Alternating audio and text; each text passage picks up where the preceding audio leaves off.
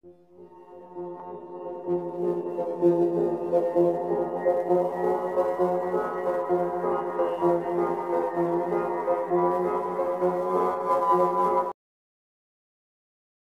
Nyak-dien, lahir tanggal 12 Mei tahun 1848 dan meninggal tanggal 6 November tahun 1908, dimakamkan di Gunung Puyuh, Sumedang. Dia adalah seorang pahlawan nasional Indonesia, berasal dari Aceh, yang berjuang melawan Belanda pada masa Perang Aceh. Setelah wilayah Enam Mukim diserang, dia mengungsi, sementara suaminya Ibrahim Lamngah bertempur melawan Belanda. Tewasnya Ibrahim Lamngah di Geletarum pada tanggal 29 Juni tahun 1878. Kemudian menyeret Cut Nyak-dien lebih jauh dalam perlawanannya terhadap Belanda. Pada tahun 1880, Cut Nyak-dien menikah dengan Teuku Umar. Setelah sebelumnya dia dijanjikan dapat ikut turun di medan perang jika menerima lamaran tersebut. Dari pernikahan ini, Cut Nyak-dien memiliki seorang anak yang diberi nama Cut Gambang. Setelah pernikahannya dengan Teuku Umar, Cut Nyak-dien bersama Teuku Umar bertempur bersama melawan Belanda. Namun, pada tanggal 11 Februari tahun 1899, Teuku Umar gugur.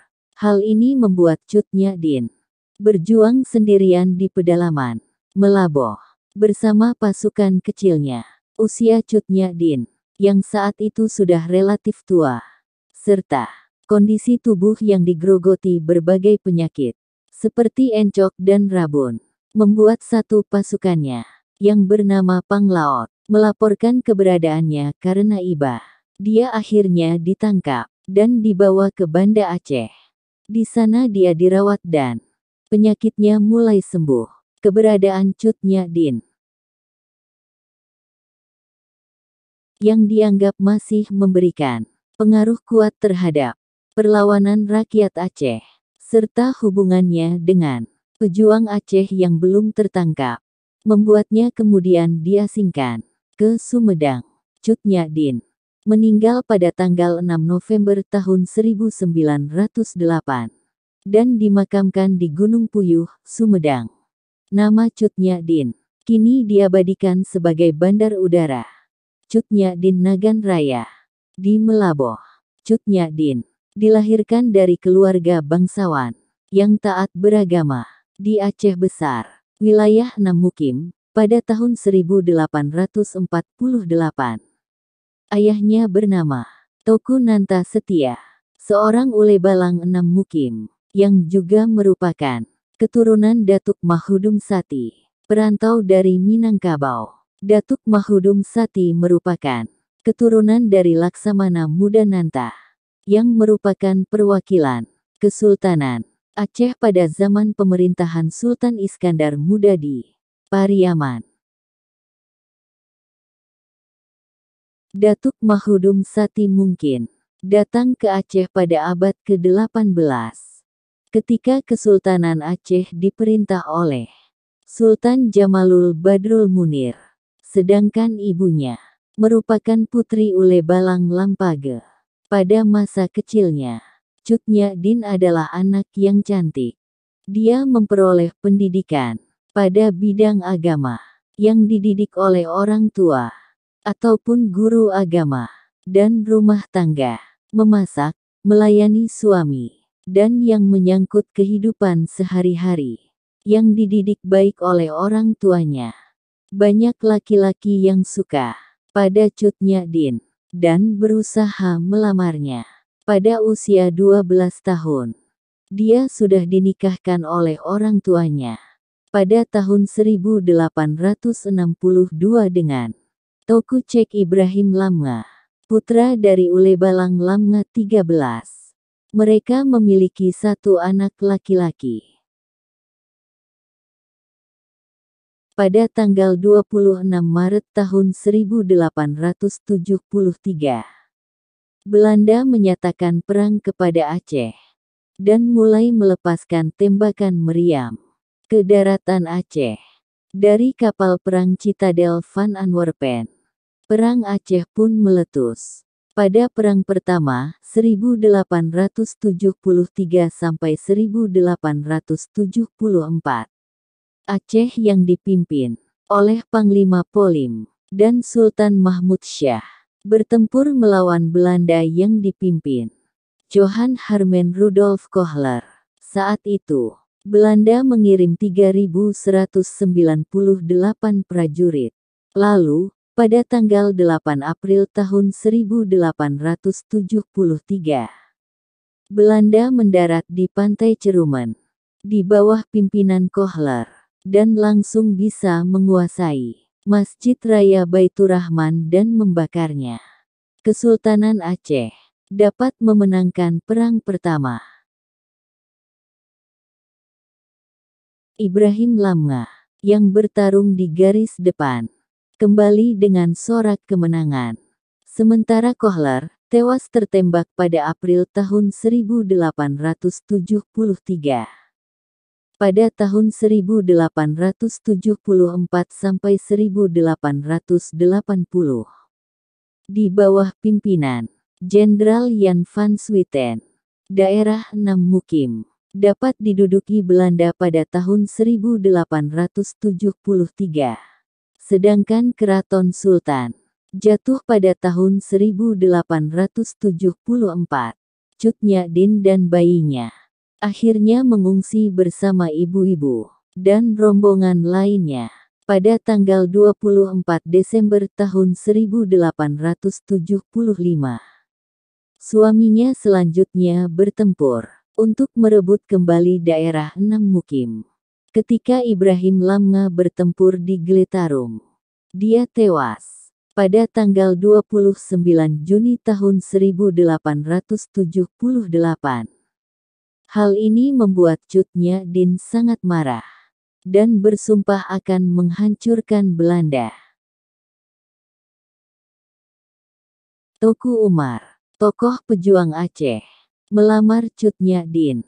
Pada awalnya, Cut Nyak-Dien menolak. Namun, karena Teuku Umar mempersilakannya untuk ikut bertempur dalam medan perang, Cut Nyak-Dien akhirnya menerimanya dan menikah lagi dengan Teuku Umar pada tahun 1880.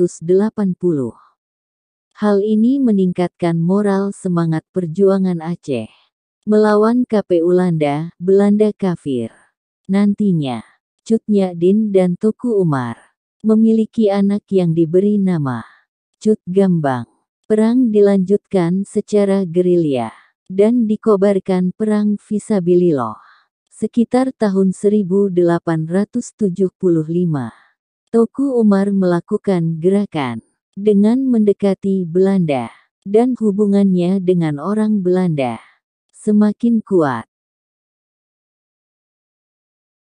Pada tanggal 30 September tahun 1893, Teuku Umar dan pasukannya, yang berjumlah 250 orang, pergi ke Kutaraja dan menyerahkan diri kepada Belanda. Belanda sangat senang karena musuh yang berbahaya mau membantu mereka, sehingga mereka memberikan Teuku Umar gelar Teuku Umar Johan, pahlawan, dan menjadikannya komandan unit pasukan Belanda. Dengan kekuasaan penuh, Teuku Umar merahasiakan rencana untuk menipu Belanda. Meskipun dia dituduh sebagai pengkhianat oleh orang Aceh, Cut Nyak-Dien berusaha menasihatinya untuk kembali melawan Belanda. Namun, Teuku Umar masih terus berhubungan dengan Belanda. Umar lalu mencoba untuk mempelajari taktik Belanda, sementara pelan-pelan mengganti sebanyak mungkin orang Belanda di unit yang dia kuasai. Ketika jumlah orang Aceh pada pasukan tersebut cukup, Teuku Umar melakukan rencana palsu pada orang Belanda dan mengklaim bahwa dia ingin menyerang basis Aceh. Teuku Umar dan Cut Nyak-Dien pergi dengan semua pasukan, dengan perlengkapan berat, senjata, dan amunisi Belanda, lalu tidak pernah kembali. Pengkhianatan ini disebut Het Verraad van Teku Umar, pengkhianatan Teku Umar. Teku Umar yang mengkhianati Belanda, menyebabkan Belanda marah, dan melancarkan operasi besar-besaran untuk menangkap baik Cut Nyak Dien ataupun Teku Umar. Namun, gerilyawan kini dilengkapi perlengkapan dari Belanda. Mereka mulai menyerang Belanda sementara Jan van Swieten diganti. Penggantinya, Jan Johannes Ludovicius Jacobus Hubertus Pel, dengan cepat terbunuh dan pasukan Belanda berada pada kekacauan. Belanda lalu mencabut gelar Teku Umar dan membakar rumahnya, dan juga mengejar keberadaannya. Dien dan Umar terus menekan Belanda, lalu menyerang Banda Aceh, Kutaraja, dan Melaboh, bekas basis Teku Umar, sehingga Belanda terus-terusan mengganti jenderal yang bertugas. Unit Marehausi lalu dikirim ke Aceh. Mereka dianggap biadab dan sangat sulit ditaklukkan oleh orang Aceh. Selain itu, kebanyakan pasukan Demarsosse merupakan orang Tionghoa Ambon yang menghancurkan semua yang ada di jalannya. Akibat dari hal ini, pasukan Belanda merasa simpati kepada orang Aceh dan Van der Heyden membubarkan unit Demarsosse. Peristiwa ini juga menyebabkan kesuksesan jenderal selanjutnya, karena banyak orang yang tidak ikut melakukan jihad kehilangan nyawa mereka, dan ketakutan masih tetap ada pada penduduk Aceh. Jenderal Johannes Benedictus van Heutz memanfaatkan ketakutan ini dan mulai menyewa orang Aceh untuk memata-matai pasukan pemberontak sebagai informan, sehingga Belanda menemukan rencana Teku Umar untuk menyerang Melaboh pada tanggal 11 Februari tahun 1899. Akhirnya, Teku Umar gugur tertembak peluru ketika Cut Gambang, anak Cut Nyak Dien, menangis karena kematian ayahnya. Dia ditampar oleh ibunya, yang lalu memeluknya dan berkata, "Sebagai perempuan Aceh, kita tidak boleh menumpahkan air mata pada orang yang sudah syahid." Cut Nyak Dien lalu memimpin perlawanan melawan Belanda di daerah pedalaman Melaboh bersama pasukan kecilnya dan mencoba melupakan suaminya. Pasukan ini terus bertempur sampai kehancurannya pada tahun 1901 karena tentara Belanda sudah terbiasa berperang di medan daerah Aceh. Selain itu, Cut Nyak Dien sudah semakin tua. Matanya sudah mulai rabun, dan dia terkena penyakit encok, dan juga jumlah pasukannya terus berkurang, serta sulit memperoleh makanan. Hal ini membuat iba para pasukan-pasukannya. Anak buah Cut Nyak Dien, yang bernama Panglaut, melaporkan lokasi markasnya kepada Belanda karena iba. Akibatnya, Belanda menyerang markas Cut Nyak Dien di Betong Lesage. Mereka terkejut dan bertempur mati-matian. Dien berusaha mengambil rencong dan mencoba untuk melawan musuh. Namun, aksi Dien berhasil dihentikan oleh Belanda. Cut Nyak Dien ditangkap, sementara Cut Gambang berhasil melarikan diri ke hutan dan meneruskan perlawanan yang sudah dilakukan oleh ayah dan ibunya. Dia dibawa ke Sumedang bersama dengan tahanan politik Aceh lain dan menarik perhatian Bupati Surya Atmaja. Selain itu, tahanan laki-laki juga menyatakan perhatian mereka pada Cut Nyak Dien, tetapi tentara Belanda dilarang mengungkapkan identitas tahanan. Dia ditahan bersama ulama bernama Ilyas, yang segera menyadari bahwa Cut Nyak-dien merupakan ahli dalam agama Islam, sehingga dia dijuluki sebagai Ibu Perbu. Pada tanggal 6 November tahun 1908, Cut Nyak-dien meninggal karena usianya yang sudah tua. Makam Ibu Perbu baru ditemukan pada tahun 1959, berdasarkan permintaan Gubernur Aceh.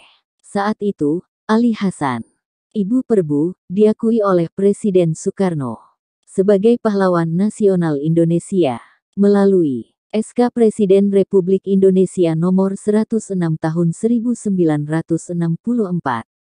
Pada tanggal 2 Mei tahun 1964. Menurut penjaga makam Cut Nyak-dien baru ditemukan pada tahun 1959.